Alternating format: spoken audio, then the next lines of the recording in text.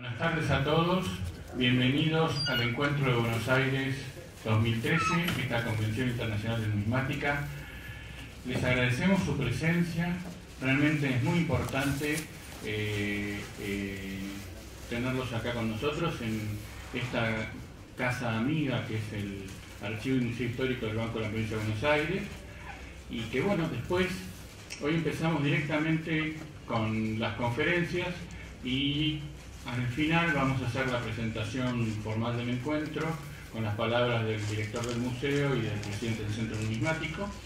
Así que en este momento vamos a dar comienzo a este encuentro y agradecemos la presencia al comisario Marcelo Daniel Laime, del jefe de división de la protección del patrimonio cultural del Departamento Interpol de la Policía Federal Argentina.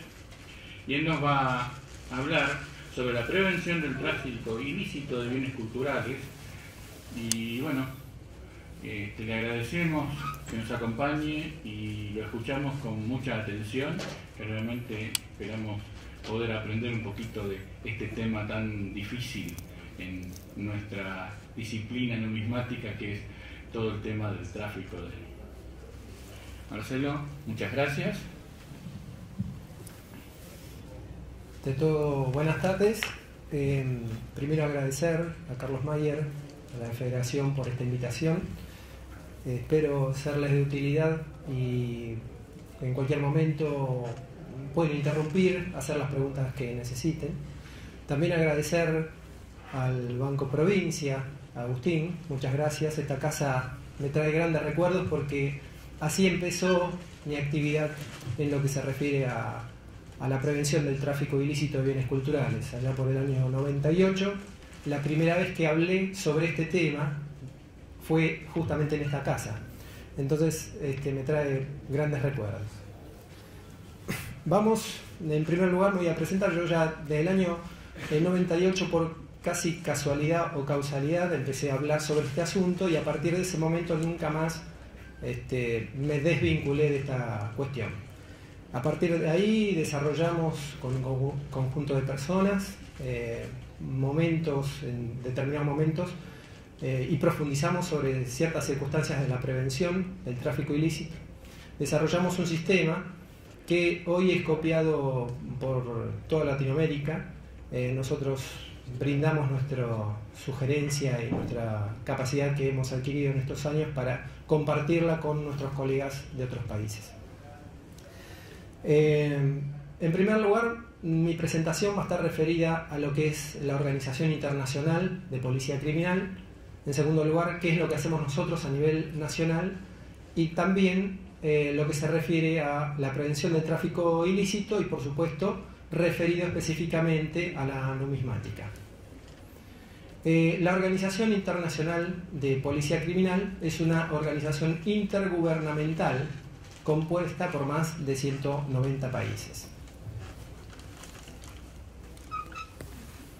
Tiene en su estatuto, el artículo 2 establece cuáles son los objetivos.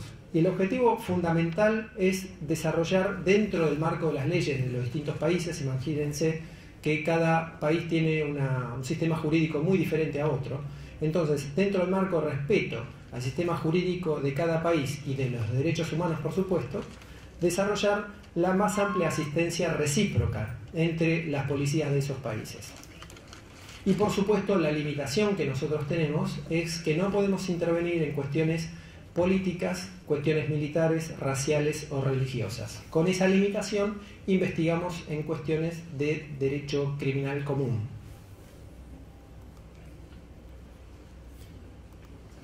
Dentro de Interpol, la organización tiene, en primer lugar, una asamblea general, que esa asamblea se reúne una vez por año, va cambiando de país sede, determina las cuestiones financieras, también establece cuestiones de cómo encarar determinados delitos a partir de ese momento, habiendo sido estudiado las cuestiones estadísticas. Esa asamblea general cada país está representado por un delegado que por supuesto tiene voz y voto. Se vota por mayoría simple y se habla en 4 idiomas: español, francés, inglés y árabe. Esa asamblea, una vez que se reúne, como dije antes, determina para el año siguiente las actividades que va a desarrollar y controla al comité ejecutivo. Ese comité ejecutivo a su vez también controla lo que es la Secretaría General, que es la parte, digamos, como el poder ejecutivo dentro de un Estado republicano. La Secretaría General vendría a ser el poder ejecutivo, que es el que administra y ejecuta las órdenes de la Asamblea General y del comité ejecutivo. Esa Secretaría General está en Lyon, Francia. Es una gran base de datos. Esa base de datos tiene cargado personas con pedido de captura. Ese pedido de captura dura 5 años. Después el país que la solicitó debe restablecerla en el caso que así lo requiera. También tiene pedidos de secuestro de automóviles, de pasaportes y por supuesto también de obras de arte. Y dentro de obras de arte está, con ese título se cargan también todo el patrimonio cultural tangible. Por ejemplo, están los objetos litúrgicos, o pueden ser objetos históricos, puede ser también arqueología o paleontología. Esto está dentro del nombre general de obras de arte.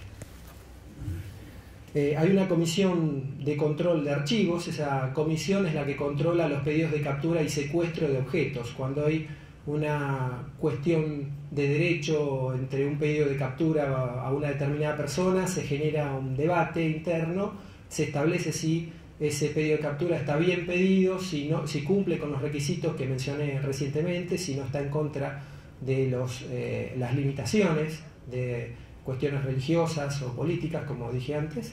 Si en ese caso prospera ese pedido, entonces la comisión lo aprueba.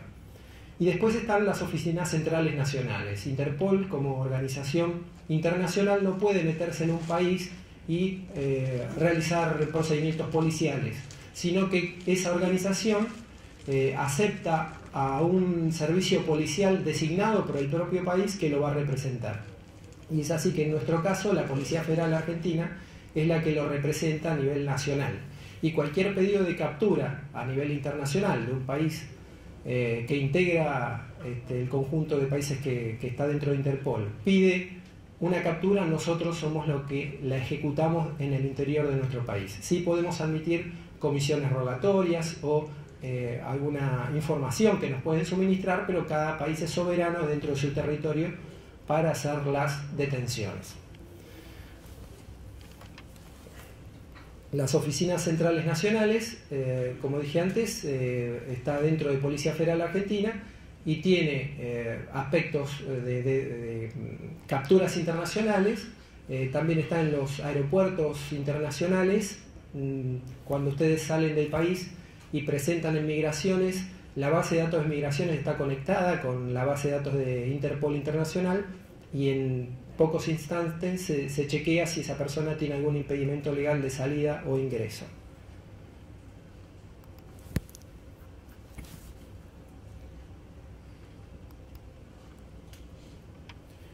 Dentro de la organización internacional también hay regionales. Ustedes verán que están diseminadas en los distintos continentes. En nuestro continente está la Oficina Regional de Buenos Aires, que tiene competencia en toda Latinoamérica, mejor dicho en América del Sur. Después hay una en América Central y en América del Norte. Y la central de Interpol está en Lyon. Ahora vamos a ir a lo que es nuestro trabajo como miembros de Interpol y también como la sección de protección del patrimonio cultural. Esta es nuestra sede, queda en Cavia y Figueroa Alcorta, frente al shopping, ahí donde está el predio de Montada. Y esta es la organización administrativa que nosotros tenemos. Un jefe, hay una parte administrativa y otra operativa. La parte administrativa yo diría que es sumamente importante. Yo diría que es la más importante, porque sin esto no se puede avanzar en la otra. Muchos de ustedes son coleccionistas. y me imagino que todos ustedes saben que deben tener debidamente registradas sus piezas para su propio conocimiento, porque en el caso que se pierda o se las roben, si no tienen ese inventario y esa descripción, es imposible después recuperarla. Por lo tanto, la parte administrativa es fundamental y sin esto no podemos avanzar a la parte operativa, que es la investigación de los hechos. Eso está manejado por un jefe de servicio que fundamentalmente, y dentro de la oficina administrativa, lo más importante es la base nacional de datos. Esto nos permite a nosotros conocer, en cuestión de instantes, qué es lo que ha sido robado en nuestro territorio. Esta base es pública, cualquier persona puede consultar por internet. Es la primera base pública del mundo. Antes Interpol solamente podían tener acceso a las policías a esta base de datos en Interpol Internacional. Nosotros, al contrario de lo que opinaban nuestros colegas internacionales, creímos que esto tiene que ser público. ¿Para qué? Para que los coleccionistas, principalmente, que son o clientes o vendedores de este tipo de objetos, para que tengan seguridad en el comercio que están ejerciendo, puedan adquirir las cosas sin temor a que después se presente el supuesto dueño y prospere una reivindicación sobre lo que ustedes compraron. Entonces, antes de comprar algo, se sugiere o sugiero que hagan una visita breve a esta base de datos y se fijen si esa pieza tiene pedido de secuestro. Después voy a avanzar sobre esto. Después, dentro de esa base de datos hay una parte pública, que son los objetos con pedido de secuestro, y después hay dos partes que son reservadas al conocimiento de la policía, que están los sospechosos, acusados de estos tipos de robos, y también sobre eventos. Entonces, cuando nosotros queremos ingresar o tenemos conocimiento que tal o cual robo pudo haber sido producido por una persona, con ese nombre o ese apodo podemos determinar si tuvo vinculaciones con otros, con qué organizaciones tuvo contacto, en qué fecha fue, qué evento se produjo, etc. Tenemos muchísima información que está clasificada, por supuesto, pero nos permite resolver casos resonantes.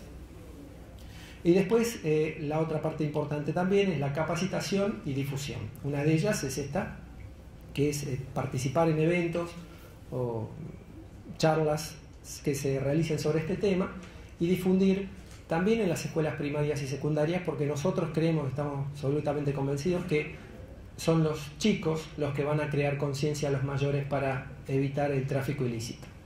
Y por supuesto, esto es un trabajo a largo plazo, ¿no? Estos resultados no tienen por qué ser para el día de mañana. Asuntos judiciales es la oficina que lleva a cabo la tramitación de los sumarios judiciales que son iniciados por las brigadas, ¿no? La brigada son aquellos que trabajan en la calle, haciendo trabajo de campo, revisando.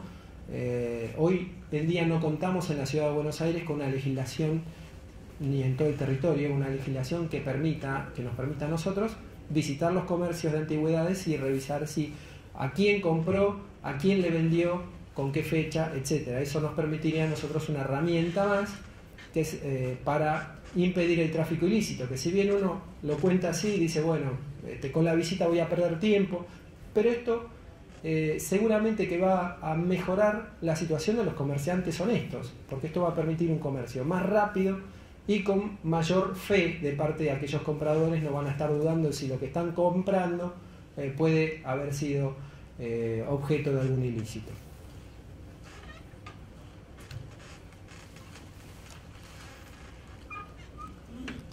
Las funciones de nuestra sección, en principio y fundamentalmente, es ¿no? El registro de los bienes culturales sustraídos en el territorio argentino. Como dije antes, la base internacional de datos de Interpol era reservada solamente a policías.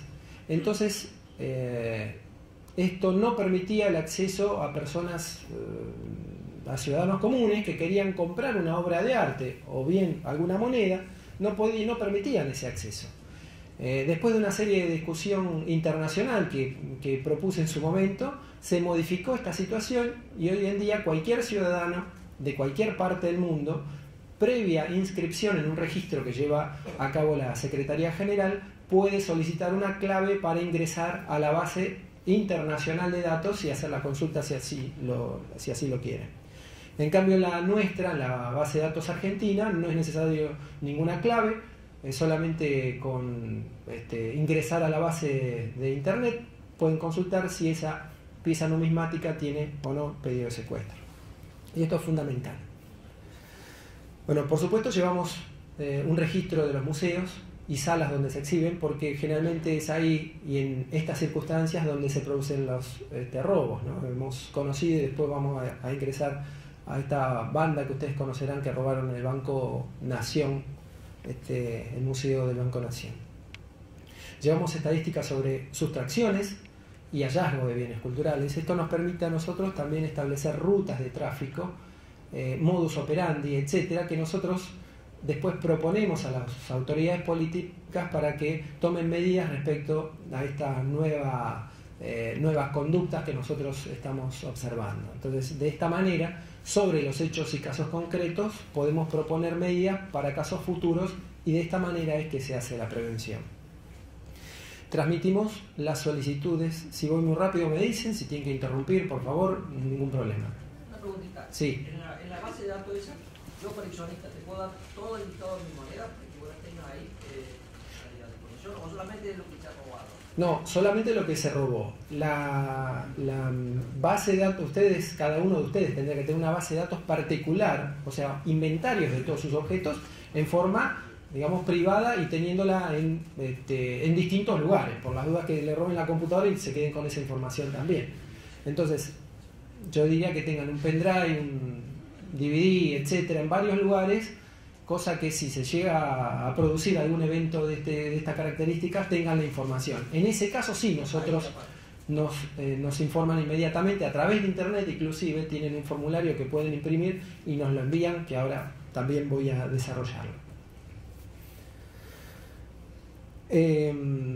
Proyectamos convenios con organismos públicos y privados, por supuesto.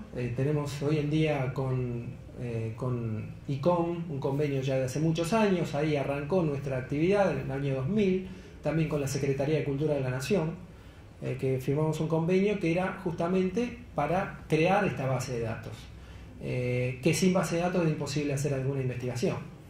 Entonces, a partir de ese momento, nosotros contamos con 61 objetos con pedido de secuestro y tenemos más de 4.000 en la base de datos. Eso no significa que en estos años se hayan producido todos estos, sino que la gente que había sido víctima de un robo nos empezó a informar y por supuesto está hoy cargada en la base de datos. Tenemos un archivo de las circulares emitidas por Interpol Internacional. Generalmente las rutas de tráfico son de los países periféricos a los centrales, pero esto no quita que se produzca la ruta al revés, como ha ocurrido por ejemplo con los mapas de Ptolomeo. Alguno recordará que fueron robados de la Biblioteca Nacional de España y aparecieron acá en Argentina. Entonces, los pedidos de secuestro que se hacen a nivel internacional por otros países también tomamos notas y llevamos un registro de ese tipo de cuestiones. Llevamos actualizado el sitio web con los pedidos, las cargas y descargas de los pedidos de secuestro. Esto es inmediato, permanentemente estamos al día con la base de datos, justamente porque es el puntapié inicial de nuestra actividad. Entonces, eso tiene que estar perfecto. Y por supuesto hacemos investigaciones de delitos en toda la República Argentina cuando nos solicita así la autoridad judicial, y en la ciudad de Buenos Aires tenemos capacidad de intervenir en forma directa. Pero en las provincias también, cuando nos llama la justicia, intervenimos.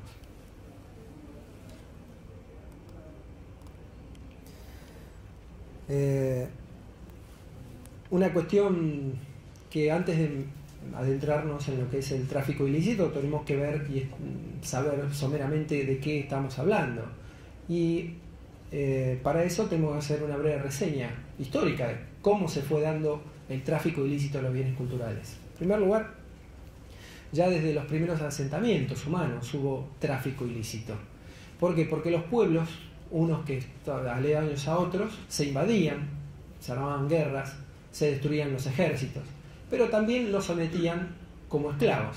Ahora, para someterlos como esclavos era necesario también destruir los objetos culturales que los mantenía unidos a ese grupo humano. Entonces, aquellos objetos que podían ser trasladados a sus propios países, de acuerdo a su tamaño, eran trasladados. Aquellos que no, que por su gran tamaño no podían ser trasladados, eran destruidos. Entonces esos objetos muebles que eran llevados al otro país eran llamados botines de guerra.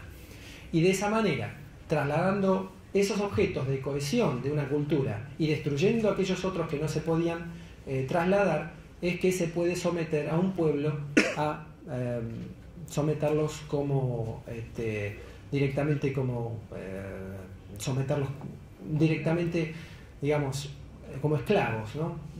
Yo diría que esa es la situación más baja que podría darse en un pueblo, someterlos como esclavos. Entonces, sin conciencia de esa esclavitud, porque no tenían objetos de cohesión, no tenían consideración de sí mismos como pueblo, entonces podían vivir toda su vida como esclavos. Ahora bien, si esos pueblos podían mantener su cultura, podían mantener sus tradiciones, entonces tenían un elemento que después les iba a servir para liberarse de esa opresión que ejercía el pueblo que los había sometido.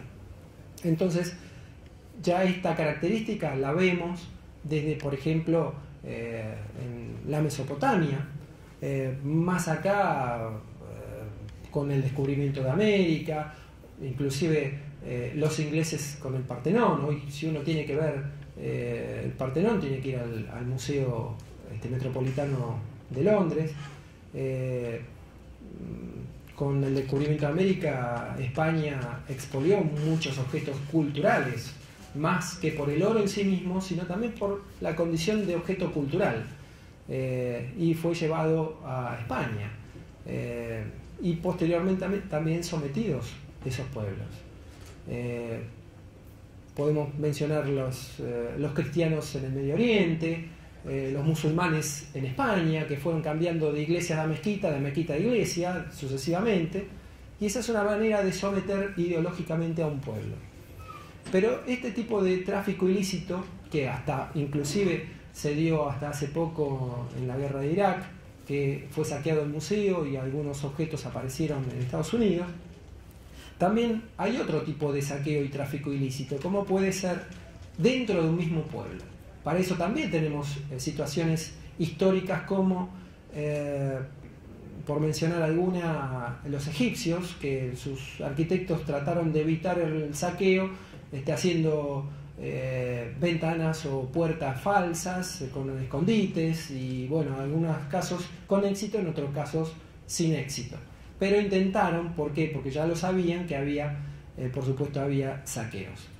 Hoy en día contamos con elementos tecnológicos que nos permitan a nosotros evitar el tema del tráfico y el robo. Para eso tenemos cámaras, tenemos personas que se dedican a cuidar en los museos, ustedes verán los vigilantes o vigiladores, que tienen que estar capacitados para esa tarea. No cualquiera tiene que puede estar en ese lugar, tiene que estar capacitado para ello. Tiene que haber una por sala, no puede haber una cada 2 salas porque no tiene acceso visual, tiene que haber algún tipo de sensor, también una serie de elementos tecnológicos y humanos que tienen que estar a disposición de la prevención del tráfico. Y cuando esto se produce, también tenemos tecnología para evitarlo.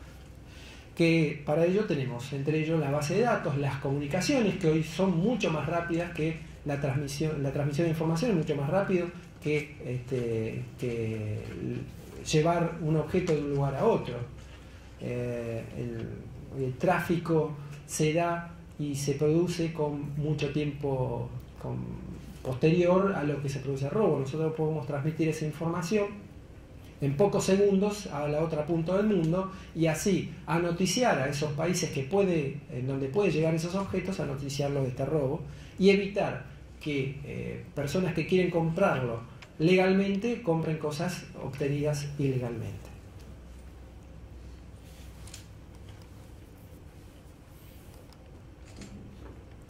Bueno, tenemos que hacer la distinción lo que son robos de bienes arqueológicos y paleontológicos de lo que son bienes culturales como pueden ser las obras de arte. La numismática podría encuadrarse más en este caso, también en el otro, pero más en este tipo de casos. ¿Por qué? Porque las monedas generalmente pueden ser obtenidas ilegalmente de algún coleccionista ya que lo tenga inventariado o en algún museo, como ha ocurrido, o también puede ser producto de excavaciones ilegales. Entonces, el primer escalón dentro del tráfico ilícito están los huaqueros. Huaqueros son aquellas personas que con conocimiento de la geografía pueden excavar, pueden saber dónde pueden excavar y se lo venden a los acopiadores, generalmente por un precio muy irrisorio, con poco dinero. Ellos, por una necesidad material de supervivencia, venden esos objetos en pocos pesos, después van a manos de los acopiadores por supuesto después se lo dan a los traficantes y pueden terminar en manos de coleccionistas privados, nacionales o internacionales. En lo que es las obras de arte, que también podría entrar parte de la numismática dentro de este cuadro, están los ladrones ocasionales y los ladrones profesionales. La distinción es necesaria porque a nosotros nos va a permitir distinguir dónde podemos ir a buscar tal o cual objeto dependiendo de las características del ladrón. Si es ocasional, generalmente no sabe qué es lo que se está robando, porque generalmente van a buscar la tecnología de la casa, entonces se roban computadoras, televisores o plasmas, y se roban entre esos elementos. También puede robarse una obra de arte, un cuadro, monedas, colecciones, estampillas, etc. Y generalmente van a parar, se lo sacan rápidamente de encima y van a parar a un mercado de pulgas. Después, dependiendo del valor de esos objetos, es que van ascendiendo en el lugar donde se van ofreciendo a la venta. El ladrón profesional generalmente lo esconde porque sabe qué es lo que va a robar, sabe el valor que tiene ese objeto, lo esconde y deja pasar un tiempo, un lapso, porque sabe que cuando se disipe ese interés de la ciudadanía por ese robo que se ha producido, entonces ahí recién puede ofrecerlo a la venta. Entonces los profesionales o bien tienen ya compradores de antemano o pueden no tenerlo y saber que eso tiene mucho valor y bueno, van a esperar la oportunidad para colocarlo en el mercado. Y esto a nosotros no nos da tantas posibilidades de recuperación como el caso del ladrón ocasional. Después están los reducidores o profesionales deshonestos, que saben que esos objetos tienen o provienen de circunstancias ilícitas, ya sea porque saben quién se los está vendiendo o porque están pagando un precio vil. Hay una serie de situaciones que a nosotros nos permite determinar si hay buena fe o mala fe del comprador, que en un ratito lo vamos a ver, ¿no?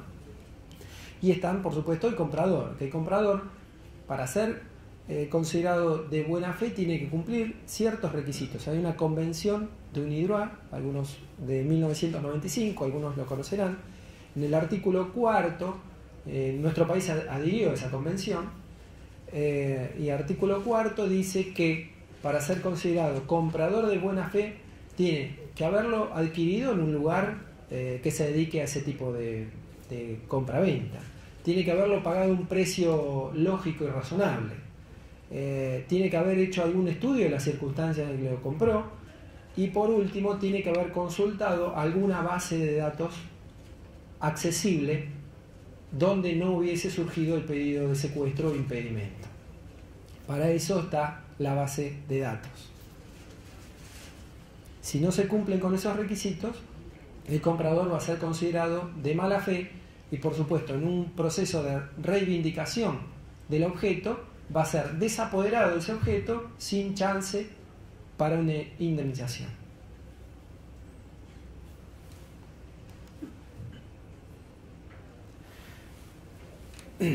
Y para la prevención del tráfico, como punto fundamental, es la concientización. No alcanza que esa concientización llegue solamente a las personas primarias que se dedican a esta actividad, que son los coleccionistas, ¿sí?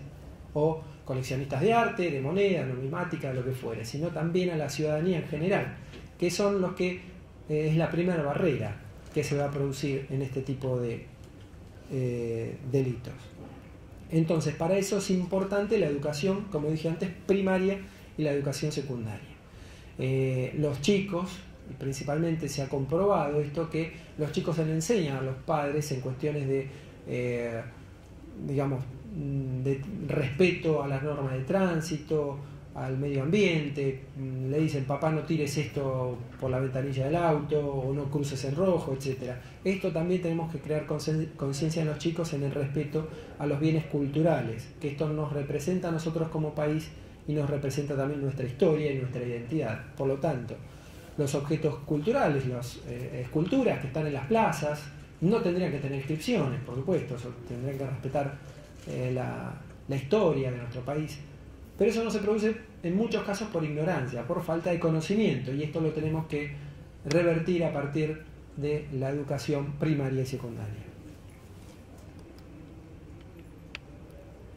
La capacitación de las fuerzas de seguridad también es fundamental, es la herramienta que cuenta el Estado para evitar el tráfico.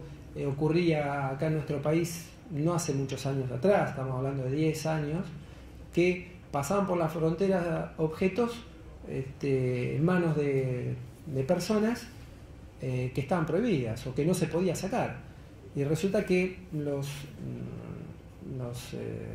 policías de aduana o los funcionarios de aduana no tenían conocimiento, igual que la Policía Federal, cuando caminaba por la zona de San Telmo, en exhibición había objetos con pedido de secuestro, y resulta que nadie se dedicaba a chequear ese tipo de objetos porque las fuerzas de seguridad no estaban capacitadas para hacerlo. Entonces, los delincuentes aprovechan esas circunstancias para, por supuesto, sacar rédito económico. Entonces, capacitando a nuestras fuerzas de seguridad es otra medida de prevención que podemos tener. Los inventarios, yo con respecto a la numismática he tenido en muchas oportunidades conocimiento de personas que son coleccionistas, que tienen muchas monedas, y resulta que después de ser víctima de un robo pasan por nuestra oficina queriendo denunciar monedas, pero no pueden describirlas porque no tenían hecho los inventarios, no tenían fotografías. Y no solamente ciudadanos, sino también instituciones, ¿no? Que eso es más grave todavía. Pero muchos de acá, de esta audiencia, seguramente que son coleccionistas, y me gustaría saber si todos tienen el inventario completo de sus colecciones. No. Ese es un gran problema, porque imagínense ustedes, hoy, mañana, Dios no lo quiera, pero que alguno ingrese a su lugar donde tienen estos objetos, toquemos madera todos, por supuesto, pero que les saquen esos objetos tan preciados por ustedes. ¿Cómo hacen para tener siquiera la chance de recuperación? ¿Por qué? Porque la recuperación no está solamente porque el policía vaya y lo encuentre en el bolsillo de una persona, porque esto es mucho más difícil que una aguja en un pajar. Pero sí, esto va a pasar, y va a pasar, que ese señor que se lo roba se lo va a vender a otro, este otro a un tercero, y así pasa de mano en mano hasta que ustedes tienen conocimiento de que esa moneda es de fulanito. Pero ustedes lo saben porque se la vieron, no porque hay una base de datos con el pedido de secuestro que ustedes pueden chequear a ver si eso que van a comprar está o no con algún pedido de secuestro. Entonces, fundamentalmente, tienen que hacer los inventarios. Yo diría, no se pongan fecha de terminación de esos inventarios, sino pónganse fecha de inicio de ese inventario. Cuando terminen, terminarán. Será el año que viene, dentro de 2 años, cuando sea. Pero para llegar a China hay que dar el primer paso, y dando el primer paso se está más cerca. Pero si no empiezan hoy, o mañana, o la semana que viene, no van a terminar nunca. Y el problema es que después esa colección se va a perder y no va a haber chance de recuperación.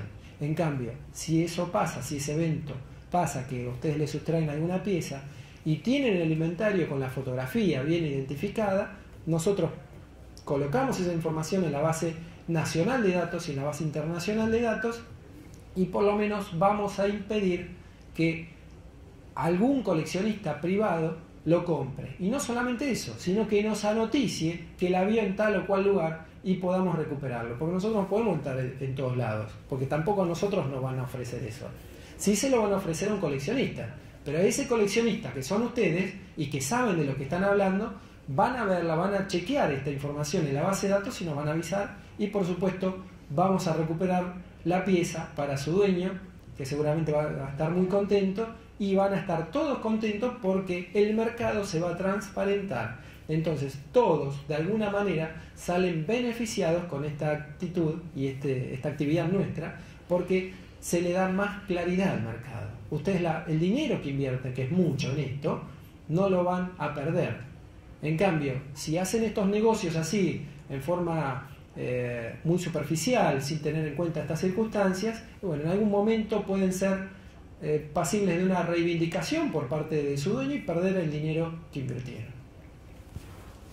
Una pregunta. Sí. En caso de que uno sospeche de que haya una pieza que pueda ser robada, ¿cómo uno debería proceder? Nosotros tenemos en la base de datos un rubro específicamente que es numismática. Entonces ustedes ingresan ahí, hay muchas páginas, pero tienen que ir viendo foto por foto a ver si se corresponde con esa moneda que ustedes tienen sospechas. Entonces, si es igual, bueno, si es parecida, digamos, porque la numismática en muchos casos, la mayoría, se fabrica en serie, pero alguna característica especial puede llegar a tener. Y si esa característica está descrita por el dueño, entonces ahí sabemos que es sí y solo sí esa pieza. Entonces tenemos la identificación perfecta de que esa pieza era la que se robaron cuando tiene alguna característica especial.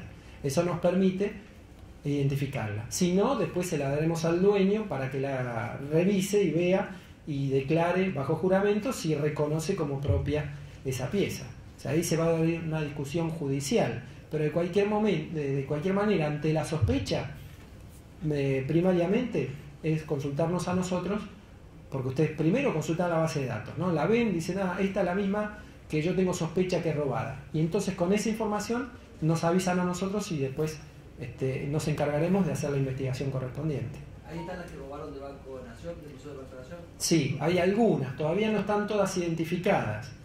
Ese es un tema fundamental. Cuando se robaron las piezas del Banco Nación, había que hacer el pedido de secuestro. Bueno, cuando fui a... no lo vean como crítica para denostar, no, esto es una crítica constructiva, para que veamos qué podemos mejorar cada uno de nosotros. Cuando se produce el robo, inmediatamente preguntamos, bueno, dennos las fotografías y el inventario. No está. Nos dieron un libro, pero un libro, una colección, acá y la mayoría están acá. ¿Y cómo sabemos cuál es cuál? ¿Cómo? No podemos ser tan superficiales de hacer publicaciones de pedido de secuestro con cosas que no estamos seguros que sean esas. Pero tenemos que estar muy seguros. Para eso tiene que hacer un inventario, que ahora lo están haciendo con mucha minuciosidad. Están haciendo el inventario, pero fíjense cuánto tiempo pasó de aquel robo a hoy y todavía no está terminado. Pero lo importante es que se está haciendo, no importa cuándo se termine. El tema es que se está haciendo. ¿Ahí se recuperaron algunas de las piezas? Sí, se recuperaron. ¿Intervinieron ustedes? Intervenimos en la detención y en la recuperación de algunas monedas. En la detención del grupo que robaba, yo tengo acá una filmación, que ahora en minutos la vamos a ver, pudimos recuperar muchas. ¿Están también las listas de las piezas robadas del Museo Ambato de Córdoba? Sí, también está. También ahí hay un gran inconveniente, porque el inventario del Museo Ambato, de la colección Rosso, no está perfectamente terminada. Entonces, hubo que buscar fotografías de los familiares, fotografías de otros familiares, descripciones que había en alguna investigación privada. Y eso nos lleva a nosotros mucho tiempo, perdemos muchísimo tiempo, porque nosotros en cuestión de minutos hemos pedido secuestro. Ahora, si no contamos con esa información, no podemos hacerlo. Y la colección Rosso, de tantas piezas que se robaron, recuperamos 58, en poder de un coleccionista privado, que no puede argumentar buena fe, porque como coleccionista privado escribió libros sobre el tema, tenía número de serie y de inventario en la parte de atrás las piezas, o sea que es muy difícil argumentar buena fe en este caso, ¿no? También está en la calidad de la persona que lo está comprando, no puede decir, yo no sabía que era robado. Yo no sabía que este reloj era robado y resulta que viene con la mano pegada adentro. No. Disculpe, Sí, por favor. supongamos que a uno le ofrecen una pieza que uno sospecha que es robada porque quizás escuchó en la televisión o leyó, entonces entra a internet para chequear la pieza.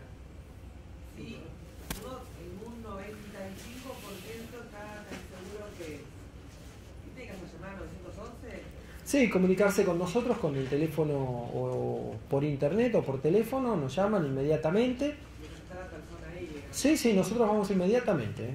Eso es así. Pero si ustedes están 95% seguros, ¿no? Digamos. Bueno, no es, uno va a ver que es casi igual a la foto. Sí, sí, claro, porque después se hará la pericia correspondiente, pero para eso tendría que en primer lugar el damnificado haber tenido un inventario y en segundo lugar haberlo denunciado. Entonces, son dos elementos que, como lo digo sencillamente así, también pasa que no ocurre habitualmente. Como fíjense que acá hice esa pregunta sencilla, si todos tenían inventario, y yo creo que la mayoría dijo que no. Entonces, si pasa eso, va a ser lamentable la recuperación, porque no va a ser casi imposible. En cambio, estando en la base de datos, ustedes consultan, a ver, señor, porque ustedes se conocen todos en este ambiente. Y si viene alguno con una moneda valiosa y no es del ambiente, dice, ¿dónde la sacaste? No, mi abuelito, generalmente es el abuelito, ¿no? Pero mi abuelito, a ver, espera un segundo, y se fijan, y tiene pedido de secuestro, bueno, bárbaro. Ahora, si no tiene pedido de secuestro, no significa que no haya sido robada. Tampoco significa que no haya sido robada. Porque pasa esto, ¿no? Que a veces no están los inventarios, o estando los inventarios no se hizo la denuncia. El reloj de Belgrano no apareció. Perdón, no escuché el otro. Sí. No, el inventario lo tienen que tener ustedes. En caso que se produzca robo, ahí nos mandan el inventario. Pues nosotros no hacemos registro de las piezas particulares, sino solamente de los robos, sean particulares o públicos. El reloj de General Manuel Belgrano no apareció. El reloj de Belgrano fue robado por la misma banda, pero lo revendieron y no se pudo avanzar en la investigación, pero sí está probado y fueron condenados también por ese robo, esta banda. Bueno, su recomendación entonces sean organismos de cultura, museos, algún archivo que posea monedas o los particulares, vayamos a hacer soportes ópticos de todo lo que tengamos. Absolutamente, ese es el inicio de la actividad de ustedes cuando tendría que ser comprar una moneda y la registran apenas llegan a su casa, digamos, eso sería lo mejor, pero no puede ser que no lo tengan. Y hay muchos coleccionistas de ustedes que no tienen el inventario. Como usted dice, está perfecto. Todos, sean organismos públicos o privados, tendrían que tener registradas las piezas en algún soporte, magnético, papel, lo que fuere, pero tenerla registrada. Comisario, sobre todo eso que usted dice, ahora es tan fácil. Porque hace unos años atrás, hoy en día, inmediatamente no lo hacen su. Claro. Que es una forma segura. Sí. Para uno mismo ver su material, todo esto trabajo. Seguro, no tiene que ir a ver materialmente las piezas, ¿no? Hoy en día tenemos que sacarle provecho a la tecnología, que tenemos cámaras, hoy en día con cámaras, cualquier cámara podemos tener una buena definición del objeto. Antes resulta que había que sacar con rollo y todo eso era un proceso caro, de revelado. Hoy en día es un proceso muy sencillo que cualquiera en su casa puede hacer, y entonces no tiene que andar sacando las monedas de la caja fuerte, mirando una por una, sino que las tiene en pantalla y va mirando a ver si quieren estudiarla o venderla o lo que quieran hacer con ella. Y no necesitan ir a la caja fuerte, la tienen con un acceso mucho más fácil. Eso está correcto.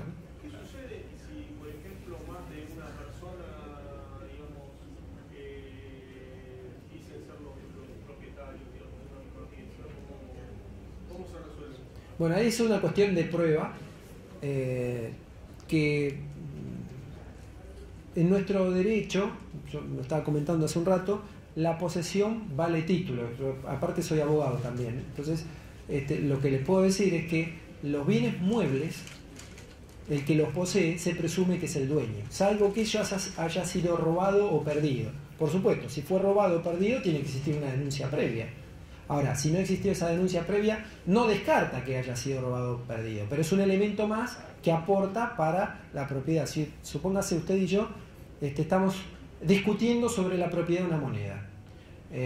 Yo la estoy poseyendo, esa moneda, y usted dice, esto era mío. Yo le voy a decir, y bueno, a ver cómo acredita, porque yo tengo la posesión, se presume que yo soy el dueño. Destruya esa presunción legal con algún elemento que usted tenga en su poder.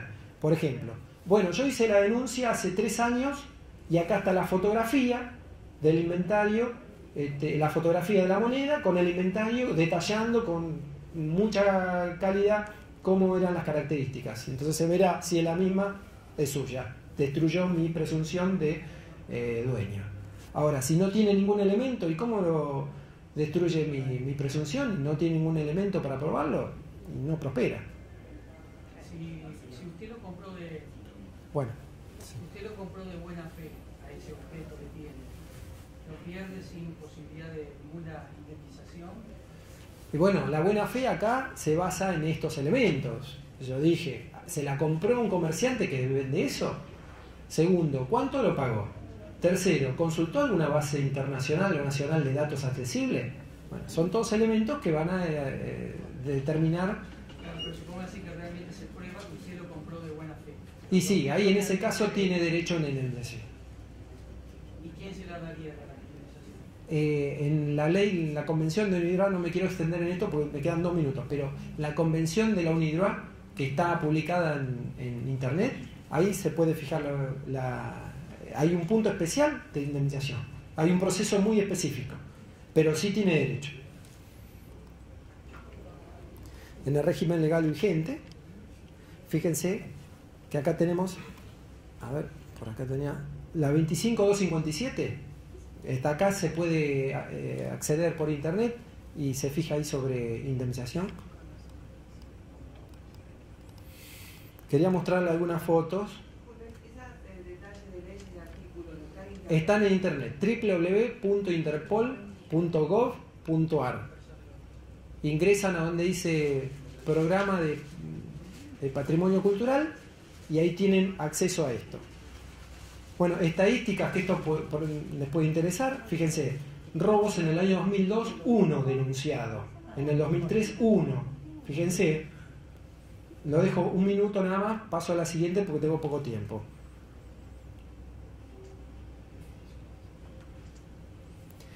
Esto, al igual que los libros, es un problema. Los libros en la Argentina, o sea, bibliotecas, numismática y bienes de la iglesia es un problema porque no hay inventarios.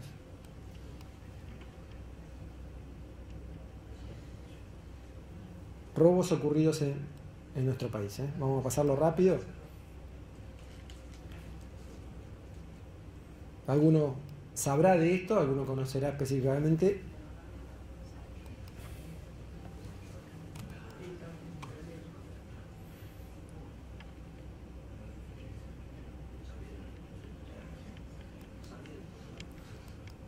Y estos son los que tenemos los inventarios que nos acompañaron las fotos.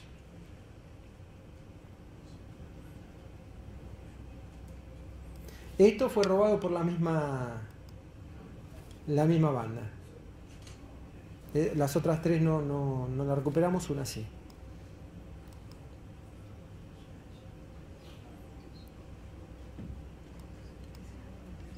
¿Se puede pasar para atrás la de Bron, por favor? A ver si es esta. ¿Esto está en el internet? ¿Me lo pueden traer? Sí, en numismática lo ve. ¿Esta era? Sería para que está la de Bron. No. Esta.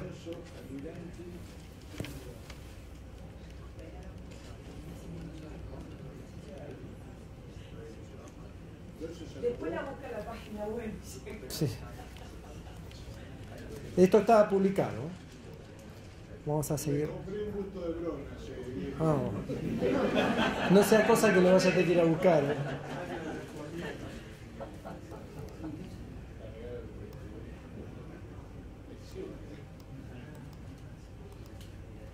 Bueno, estos algunos casos también de obras de arte que están en el Bellas Artes. Este fue robado en el Museo también de Bellas Artes de Paraguay. Hicieron un pozo de 25 metros por abajo de fósiles. Esta es la que recuperamos. ¿Cómo? Ah, la de Brown. Sí, la de Brown la recuperamos en el Parque Rivadavia. El Parque Rivadavia. Que es la que robaron esta banda, que ahora... Estos fueron 4 toneladas de fósiles robados, exportados ilegalmente en la Argentina. Fíjense, esto estaba en Estados Unidos. Fíjense el diario, entre otros diarios de la zona y de Buenos Aires, que están envueltos los objetos, las piezas, sí. El Banco Nación, que algunas tenían. Esta es la banda. Esta es la banda que se robó el Banco Nación, entre otros 11 museos. Otros 11 museos fueron condenados por 6. Toda la familia, sí. Toda la familia. Los dos que ven ahí, este del papá, Antonio, y los 2 hijos, uno el que está en muletas era el que ustedes vieron que se tiró con la soga. Bueno, cuando cayó le quedó la soga le quedó corta y se rompió la pierna. Por eso cuando lo detuvimos estaba en muletas. Este es el hijo de Ariel, el hijo de Nazareno. Este Nazareno estaba detenido en la cárcel, tenía salidas transitorias por robo a mano armada. Esto fue lo que se le secuestró al momento de la detención.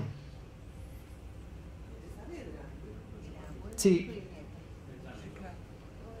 Sí, se hicieron varios allanamientos simultáneos. Monedas robadas. Tenían un catálogo. Cuando los detuvimos tenían un catálogo en la casa. Se ve que se estaban instruyendo. Sí, sí. Sí, bueno. Los tipos no querían mal vender lo que habían producido ilegalmente. Sí, sí, sí. Fíjese.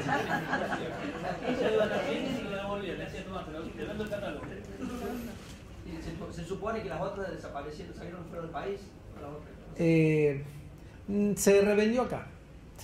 No sabemos si salió del país, pero fueron revendidas acá y le perdimos la pista, porque tampoco estos señores dijeron a quién se las dieron, ¿no? Esto, ¿se acuerdan que fue en una zapatilla? Que la hija le llevó las zapatillas en la visita y adentro de la zapatilla nosotros allanamos la casa y no la encontramos. Esta casa la allanamos nosotros. Claro, adentro de una zapatilla. Imagínense cuántas cosas había dentro de una casa. Revisamos todo y no encontramos nada. Y resulta que la misma hija le llevó la zapatilla al papá que estaba preso y ahí salió la alarma porque la pasaron por escáner.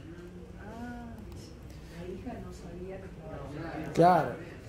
Otra forma de sí, sí. Otra forma de recuperación es por el reconocimiento damnificado cuando no hay inventarios, lamentablemente, o por el reconocimiento de terceros o por el abandono de la pieza cuando tiene mucha prensa. Entonces los delincuentes tratan de desprenderse de eso. Les comento que el escudo de la policía es muy numismático. Ah, bueno. La cara de libertad que tiene ese escudo es la de Udinés, la del Patacón, la del peso argentino de oro, es la Udinés que tiene ahí la libertad. Después entonces le voy a hacer algunas preguntas sobre esto, que me interesa. Esta es la página de internet, si quieren tomar nota. Y ahora, si me permite, si tengo 5 minutos, pasamos la filmación. Eso le puede explicar mucho Nora. Nora, claro. Bueno. Entonces te voy a preguntar. No tengo problema, pero Nora sabe más que yo. Tiene las cartas originales. Estos son los ladrones que robaron, entre ellos el museo numismático del Banco Nación. Pero se robaron 12 museos. Lo que pasa es que acá no tenemos todas las filmaciones de los museos, porque algunos no tenían cámara, no tenían...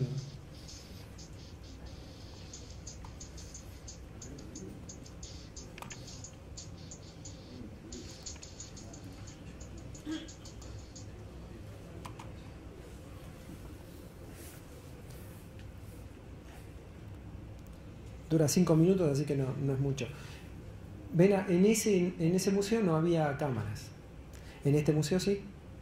Fíjense, 18 días antes del robo fueron a hacer inteligencia para ver cómo podían robar al Museo Eva Perón. Así que tuvimos que ver muchas horas de filmación, muchas horas hombres dispuestas en esta investigación.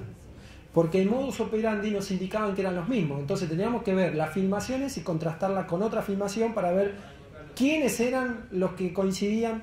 Bueno, tenemos sistemas de tecnología que nos permita la identificación automática. Entonces había que hacerlo en forma...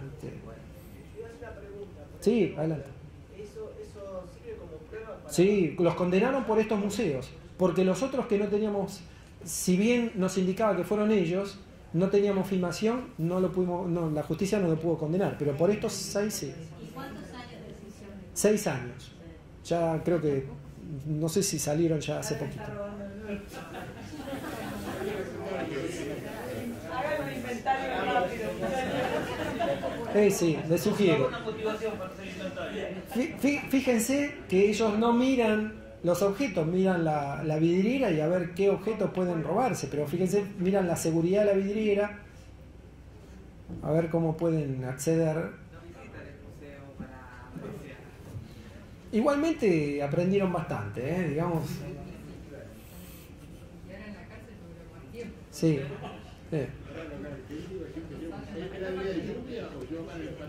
Y eran días nublados, pero llevaban el gorrito para evitar la cámara de filmación. ¿Manejan la hipótesis de que puedan tener guardado ellos en algún lugar? No, guardado no, porque tenían una camioneta 4x4. Sí, ahí robaron. Fíjese cómo salen corriendo, ¿no? Ahí fíjense cómo salen corriendo. Y el mayor se pone las cosas en la... ¿Pero eso estaba bajo vidrio? ¿Cómo? Sí, no, en una vitrina le destornillaron una parte y pudieron acceder. Y no sé ahora qué estarán haciendo. En este instituto no pudieron robar porque el guardia de seguridad los acompañó a todos lados.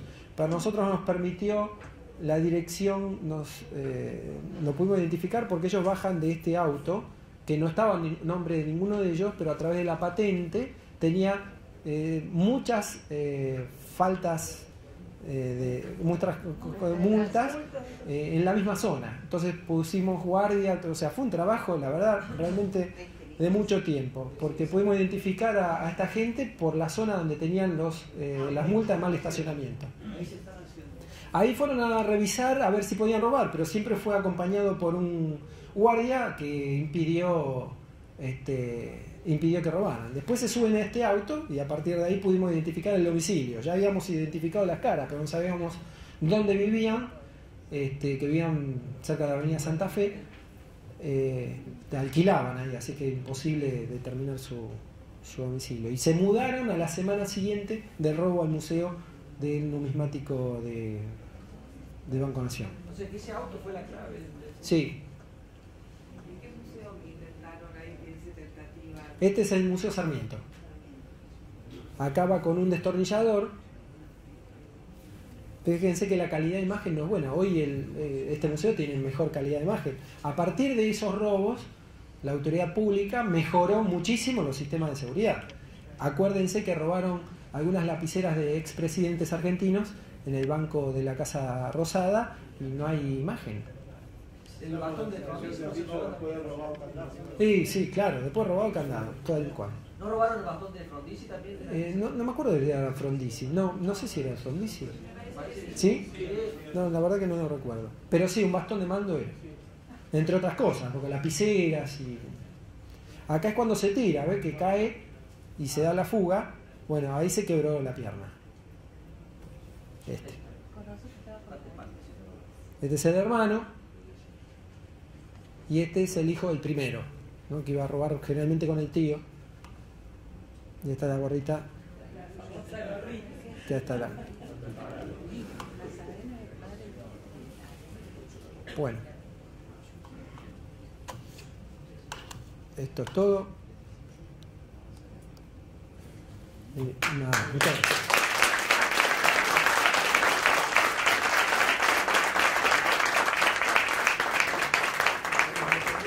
Sí. Yo le quería hacer una pregunta. Sí, cómo no. Nada más para saber si usted tiene algún conocimiento del tema que le pregunto. El patrimonio cultural es algo que nosotros tomamos prestado de generación. Sí.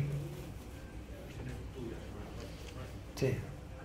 Dentro de la Argentina, dentro del país, hay gente que compra monedas, todos cajones, y realiza rasgos, con lo cual elimina esa moneda, la destruye.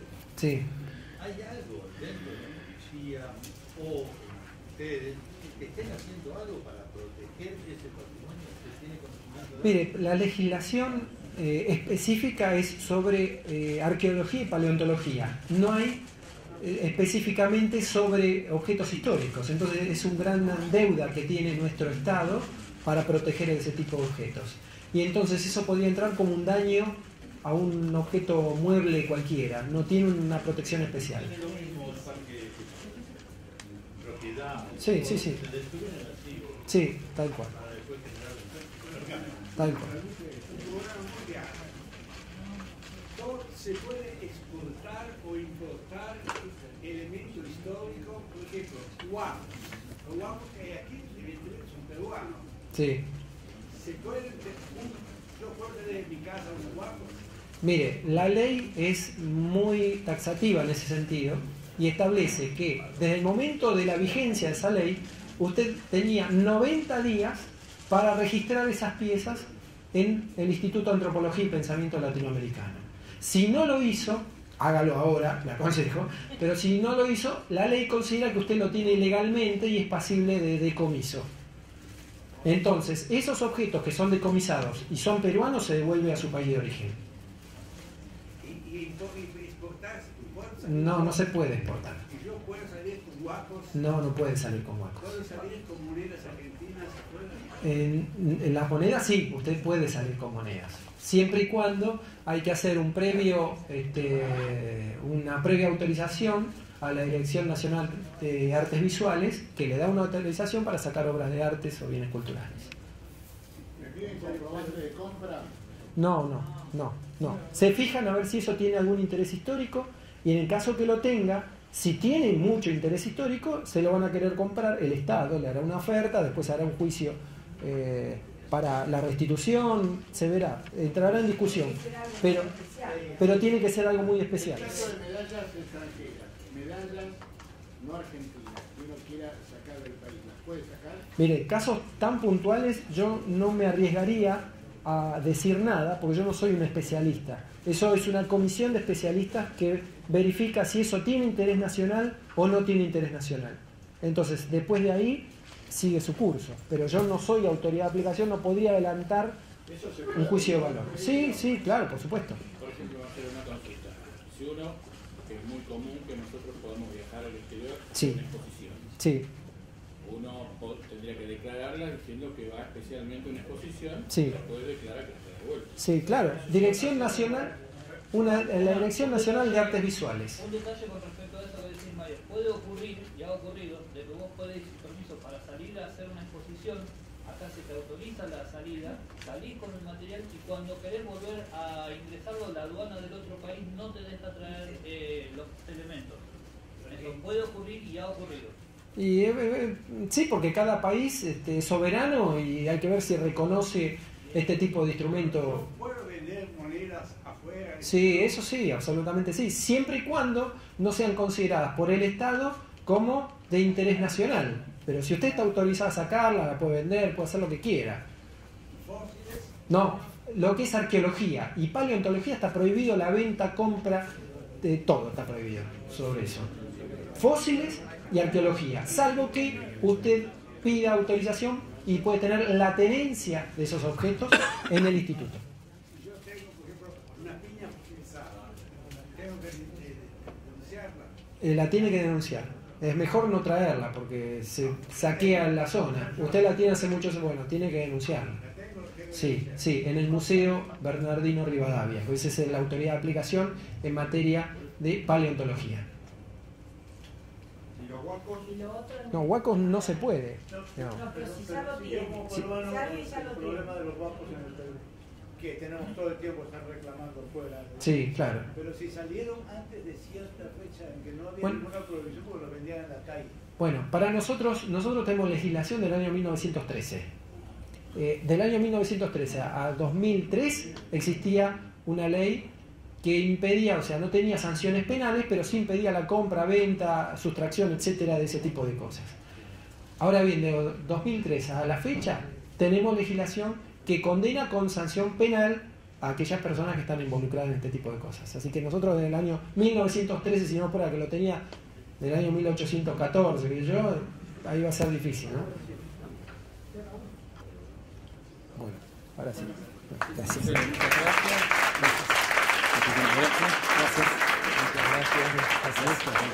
Le queremos agradecer a Marcelo la presencia, le entregamos un diploma, la medalla del encuentro y también un pequeño recuerdo de su disertación, un pequeño acrílico con su nombre y su charla del encuentro de Buenos Aires. Marcelo, muchísimas gracias. Gracias a ustedes. Ha sido un placer.